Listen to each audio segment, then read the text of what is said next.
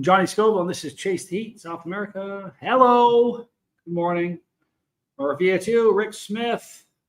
Good to see you guys. Hi, Jane. Hello, Kristen. I appreciate you guys being here. All right, so I'm not going to be on too long. I got some cool things to tell you about. You guys may have seen the shorts I uploaded yesterday. Hit the like, by the way, if you don't mind. That'd be pretty cool. Look at that. Murphy's got a birthday tomorrow. I hope it's a spectacular one. I'll try to remember to give you a shout out tomorrow. And we got the Tommy Scoville lurking. Hello, Winchester Super X. Well, yesterday we went to the Chocolateria. Nice styling one. And there we saw a lot of whales. You know, when you have the camera and you're zooming in on something, you have a really small, narrow scope, you know. So when you're standing there, you look just with your eyes. Now you're seeing things from your peripheral vision the whole time. We saw whales jumping so much. It was about a month ago. I think about a month ago, I was standing on the balcony. I was making a video, and out of the corner of my eye, I saw a splash, and it was far enough. Like you don't ever see whales here, but it was far enough off. I knew it wasn't. I looked. I turned quickly, and the splash was over, but there was nothing there that indicated what created the splash. Well, it wasn't until yesterday when I was at the Chocolateria that I realized that certainly was a whale that I saw that day. This morning, as Tommy was doing his live stream, I was in the kitchen, and we have a window that you can look out and see the ocean. And I see splashing, like pretty far off. I don't know. Tommy, if you can guess how far off that was, as a crow flies. Barbara, good morning. But this thing here has a camera that can zoom in. That probably a camera that civilian people buy shouldn't be able to do.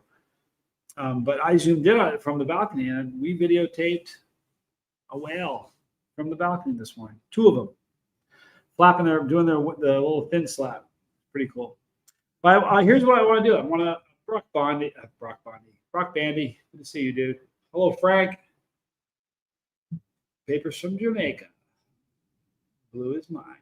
Very cool, Frank. Glad you're here. Thank you for stopping in. Arwa, good morning. There's Arwa. And there's Lisa Trimble. Morning, all you guys. I appreciate you being here. So if you haven't seen the shorts of the, if you have not seen the shorts of the whales, go check them out. They're pretty cool. The longest one is like 2 minutes and 58 seconds, but in that, it's not like one whale in that whole clip. There's whales throughout. So if you watch it, you'll enjoy it. I want to tell you, I learned a little bit about humpback whales yesterday that I didn't know. I'm going to tell you some things that I bet some of you guys don't know about. Number one, you know that they're massive. They are really a big whale. They can grow up to 60 feet long. And if you think about something 60 feet leaping out of the water, how strong that thing has got to be. They can weigh around 40 tons. Isn't that bizarre to think about? 40 tons. They eat the smallest thing in the world, just krill, but they're the biggest thing. It's pretty bizarre to me. Just in case, good morning. Good morning, Johnny. I'm MTV's celebrity deathmatch character. Nobody knew who I was back then. Nobody even knows who I am now. So, but anyway, they weigh about the same as 5 adult elephants. When they make noise, you know, you've heard whale songs in movies, and like Finding Nemo even had whale sounds in it. Male humpbacks are famous, though, for their very elaborate song. You guys know that? I'm surprised you didn't know that. These can last for up to 30 minutes and are often repeated for hours. So you imagine that the same thing for 30 minutes. It's a song. They got it down. The purpose is thought to be related to mating. No kidding. That's a tough stretch. Nobody can figure that one out. And all the males in the region sing a similar song that slowly evolves over time. They're ripping each other off and adding a little trill here and there. Pretty cool, though. Humpbacks are known for breaching, which is leaping out of the water, then crashing back down. It's one of their signature moves. This behavior may be for communication, to attract mates, or just for fun. They also think it may be to remove parasites. It's kind of interesting. Kristen Melinda. Look who's here. Look at that Ice Ice Baby, I've been told. Can't back that up, though. Humpback whales migrate farther than almost any other mammal, period, up to 16,000 miles. Wrap your head around that. 60 is from where Tommy and I are to where we were is about 6,000 miles. Think about 16, and they swim that thing. That's nuts to me. And they do this each year, traveling between feeding grounds and polar regions for breeding grounds in the tropics. Tell me it's not crazy. It's crazy to me. Rick Smith, good to see you. If I'm giving you any information you've not heard, say new in the chat, because I want to know if I'm wasting. I hope I'm not wasting your time. I'll bet nobody knew this one. Listen to this. A group of humpback whales get together and they create a bubble net, which is a spiral of bubbles that traps schools of fish, making them easier to swallow and scoop in. Tell me that's not crazy. That's next level thinking. They're hunting. Pretty amazing. They don't chew anything. Right? Despite their giant size, they don't chew anything. They don't even have any teeth. How about that? They got a comb in their mouth. Called a baleen, made of baleen plates. Oh, Arwa. You are so sweet. Arwa just gifted 5 Chase the Heat Bus Pass memberships. Here's the cool thing. Only 17 of us here. You got a really good chance of winning one. Now, if you do, go to the Bus Pass section on the channel, and there's, I don't know how many there are. I think there's maybe a couple hundred videos that nobody has ever seen on the main channel. So go check that out. So this baleen plates, they filter small fish from the krill in the water. Now, newborn calves. You think they're big, right? Thank you again, Arwa. You're so sweet. I really appreciate that. Listen to this. A newborn humpback whale, take a guess. Somebody make a guess. How about 10 to 15 feet long as a newborn? It's worse than Katy Perry. Yes, I'm talking to you. Come here. Hey, get over here. Come on. She's not playing. They can weigh up to 2,000 pounds at birth. 2,000 pounds at birth. Is that crazy? And they can drink up to 150 gallons of milk a day. You know, their moms have milk. They're mammals. It's pretty amazing. It's very generous, Jane. And thank you so much, Arwa. Really appreciate you. 150 gallons of milk a day. Hey, Katie, come here. She almost came here. She's like one seat over. They're wicked good hearing. Man, can these things hear? Part of it, they're underwater, so sound travels differently. But humpback whales can hear across vast distances. Possibly, are you ready for this? Hundreds of miles. Frank loves cannabis. Attaboy, Frank. Keep it in check, though. Before you know it, you're locked on the couch. Wrote a paper on humpback whales in 3rd grade. They are cool, says Lisa. They really are. No joke. They can listen. They can hear things hundreds of miles away. Part of it is because of their keen sense of sound and excellent acoustic properties of water. Okay, they're very smart, obviously. They demonstrate signs of intelligence like problem solving, cooperative hunting, individual personalities, and they can even use tools like that bubble net thing. Hey, you just put Katie here. Look, you're not going to believe this. You guys want to see Katy Perry? Come here, Katy Perry.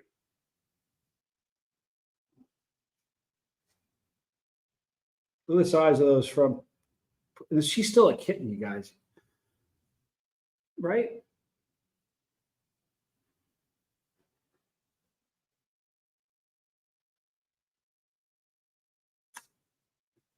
So it's just how big she is now. She's just a big kid here. Put you back where you were. There you go. All right. Show off my cat. Global distribution. They live in every single ocean on the planet. Think about that. They're cosmopolitan. They're seen in Alaska, Hawaii, Australia, Antarctica, and in my backyard. I literally saw one from the kitchen, and from the balcony. Amazing. They perform mating dances. The crazy things males will do, right? During mating season, the males perform courtship displays that include breaches, fin slaps, and even underwater dances to attract females. So maybe Tommy and I, the whale we saw, because we saw a lot of this fin slapping, maybe that was a dude. Who knows? Because they also say that the reason they're here is for the mother cows to give birth to the calves, the little ones, the 15-foot long little ones. So their lifespan, listen to this. They live between 45 and 50 years, although some have reached 80. It's pretty crazy. Now, listen, once they were really endangered, scary time for them. Now they recover. I had a fly bugging me. Never see a fly. I got a fly bugging me. They were almost wiped out by commercial. See that? Tommy told you so. They were almost wiped out by commercial fishing, whaling. But thanks to international protection, they've made this massive recovery. Do you know that every single, this is another one, I bet Lisa knows this because she did a paper on it. Kristen says maybe he was courting his lady whale. I think that's what he was doing. I saw a lot of fin slapping. That's what we were seeing. He breached a little bit, but it was mostly fin slapping. Every single humpback whale has an absolute distinct tail pattern. It's just like fingerprints, completely identical. No two are the same. It's pretty cool, right? I think that is. Justin K says, if we weren't taught about things and discover them in our own, we would absolutely. You know, Tommy and I have a buddy that lives here named Adam, and he's a spear fisherman. He has a spear gun, and he swims around with fins on and sees things. Sometimes he sees fish so big he can't shoot them, because when you shoot them, they take off, and you hang on and you try to. So that's like it's his thrill. It's a kind of a scary thing, and he saw a whale shark. I can't remember where he said he was, but he said out of the corner of his eye he thought he saw a van, and he realized that it can't be a van, underwater. And he looked over, and it was a whale shark swimming by. Pretty crazy. But they breathe oxygen. You know that. They have a blowhole. They breathe air through a single blowhole in the top of their head. They release a spray up to 10 feet when they exhale. And we saw a lot of that yesterday. And you can even, here's the problem. It was really loud yesterday, so you really couldn't hear it. If the winds in the ocean isn't that bad, you can hear the blowhole.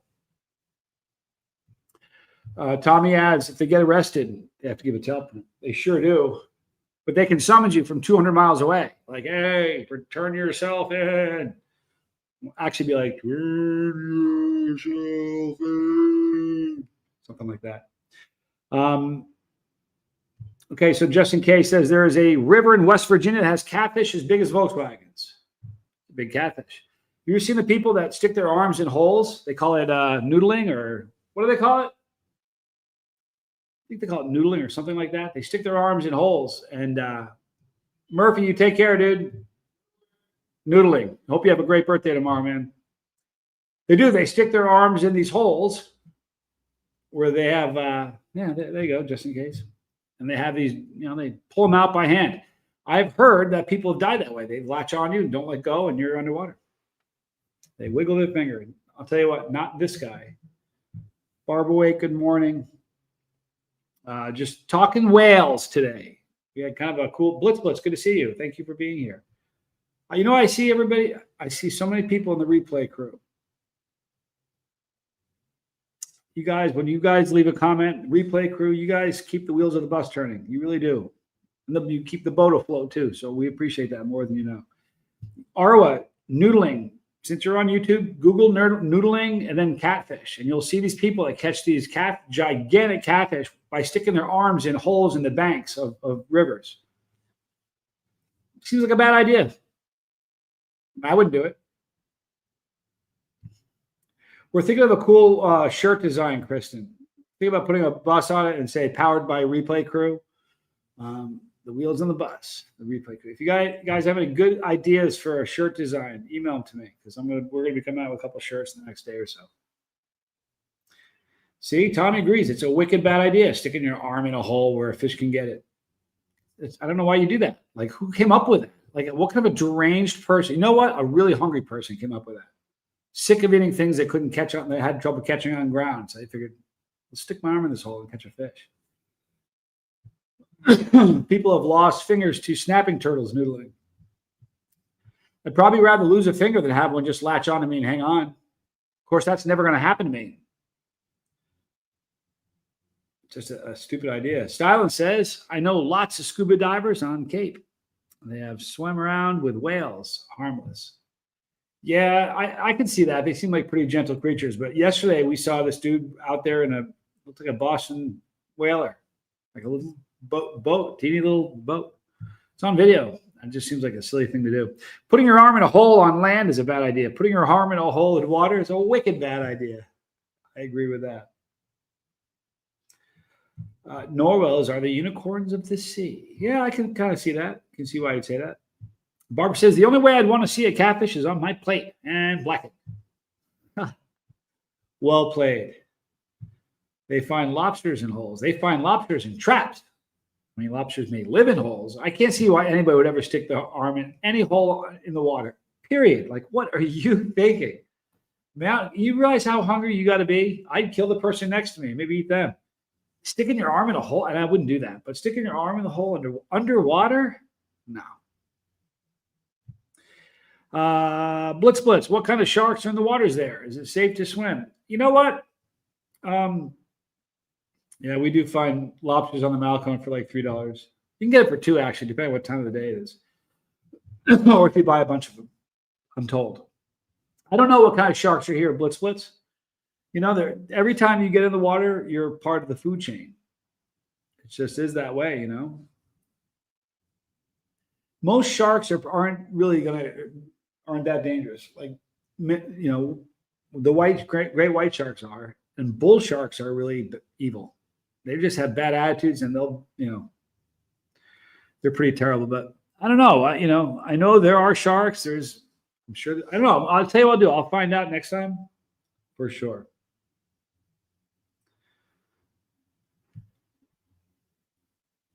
The price of lobster, Kristen says, is amazing. They've gotten ridiculous here, even on the coast. I haven't had lobster. I can't even remember the last time I had lobster. Can't even remember. It's been that long ago. Hi, Connor. Good morning. Thank you for being here. We were just talking whales and all manner of sea creature. We saw whales yesterday at the Chocolateria. No, I didn't tell you this. It was really funny. We get in the cab, and the guy looks at me. I said, Chocolateria, por favor. And he looks at me like I'm speaking Portuguese or like some language he doesn't understand. And for a while, I'm like, I'm typing in whales, and I'm telling him we want to see the whales. And then he looks back and goes, Chocolateria? I said, there you go. That's what I wasn't saying. I mean, he literally said the same thing I said. Acclimated. Exactly, Tommy Scoville. But I said Chocolateria. And he looked at me like he couldn't understand. And a minute later, he's saying Chocolateria. And I'm like, yeah.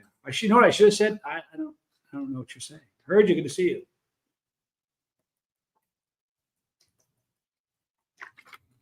I don't think anybody drinks enough water. Do you know that? He pronounced it in the same way. He really did. He was just having fun with me. We can't fake it. There's nothing we could do. We can't get a tan. We can't, there's nothing we can do that we could ever fake being a local. It just doesn't work.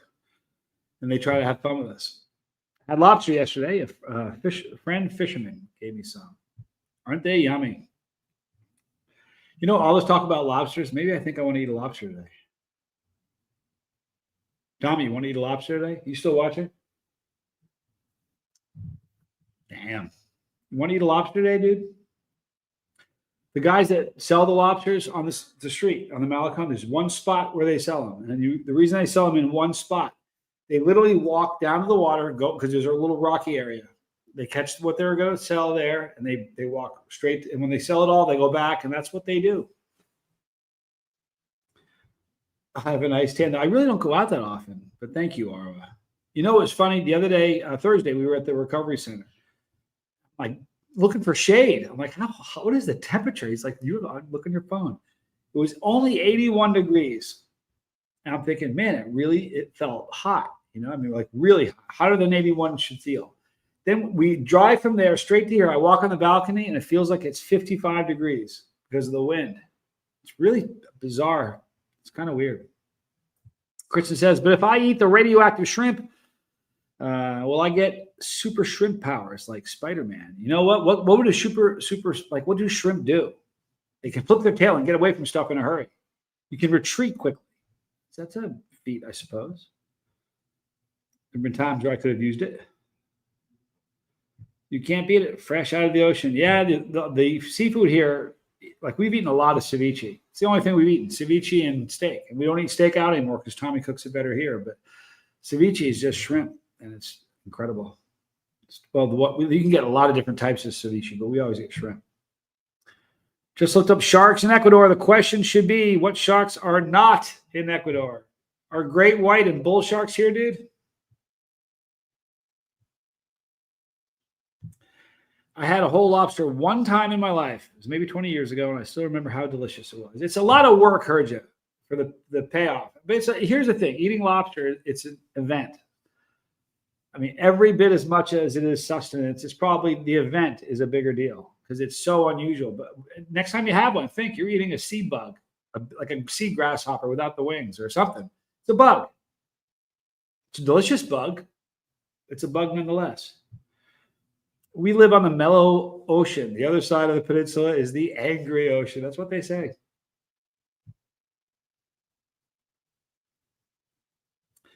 I think I want to have a lobster today. Do you realize it's like $3? We could get 2 lobsters for $6. We couldn't eat out for less than that. Seriously, if you went to a restaurant, you're going to spend, the minimum you'll ever spend is like $3.50, and then you got to go a few streets down for that to happen. On the Malecon, you're never going to get a lunch less than $7 or $8. That's the cheapest you're going to get. So if we bought a lobster, we would actually have a cheaper lunch than if we went to a restaurant. There you go. Love shrimp, cockroaches of the ocean. Thank you. Yeah, you know what, though? If cockroaches taste like that, I'd be a cockroach-eating dude, I promise you. I love eating lobster. It makes me feel like I'm at the top of the food chain. No, I'm not, but it makes me feel that way. Do you know what, Kristen? You'll like this because your background. I'm going to log off in just a second. It's a funny story to tell, though. I had a psychology class. He was also, previously, he was a philosophy teacher. He was philosophy first, and then, he was my psychology professor first. Now I was taking him in a philosophy class. So I go to this class. His name was Wilcox. I swear it's a true story. It's hilarious. One of the early days of the class, he had on the chalkboard, eating lobster is good, but is it pleasant? In one sentence. Then eating lobster and good, but is it good? And he said, I need somebody to come up, a volunteer to talk about this. And I never, listen, I'm not the guy who puts an arm up and volunteer. I'm big into audience participation. If I watch a speaker and he says, if I'm wicked participate. But in college back then, if a professor said I need a volunteer, it wasn't going to be me. But he picked me. And I, what's the difference between the two? And I kind of had an idea where he was going. But another day I go in, same class, and there's 2 trucks, like a kid would draw it, like with a crayon, just like very boxy with same wheels. They were identical, 2 of them. He said, I need a volunteer. And I'm looking around like because I know he's going to pick me. And sure enough, he picked me. I got escorted out by security this day.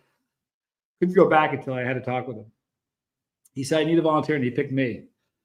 I said, all right, what's up? And he goes, I want you to pick one of them. I said, which one? He goes, pick anyone. So I just pointed and picked one. He goes, why'd you pick that one? I said, I don't know. He goes, no, you know why. Why'd you do it? I said, you told me to pick one. They're identical. I pointed that one because I just pointed. That's not the reason. Why'd you pick it? I'm like, look, man, I didn't pick it for any reason. You told me to pick one. They're identical. I pointed. He goes, what's the real reason? And I almost choked him. Almost got booted for that. It's not funny, really. It's not funny at all. All right, I'm going to leave you guys. I think I have to go buy a lobster. Thank you guys for hanging out. Maybe we'll have a lobster video today, something. We're going to have fun today. We'll give you guys a couple of shorts. You want to help us, please watch more videos, share these. If you haven't subscribed, please subscribe, hit the like button. And when you leave, say lobster, love, whale, something. One comment for the algorithm. I love you guys. I really do. Thank you for hanging out with us. I'm Johnny Scoble. And this is Chase the Heat in South America. I want a lobster, man.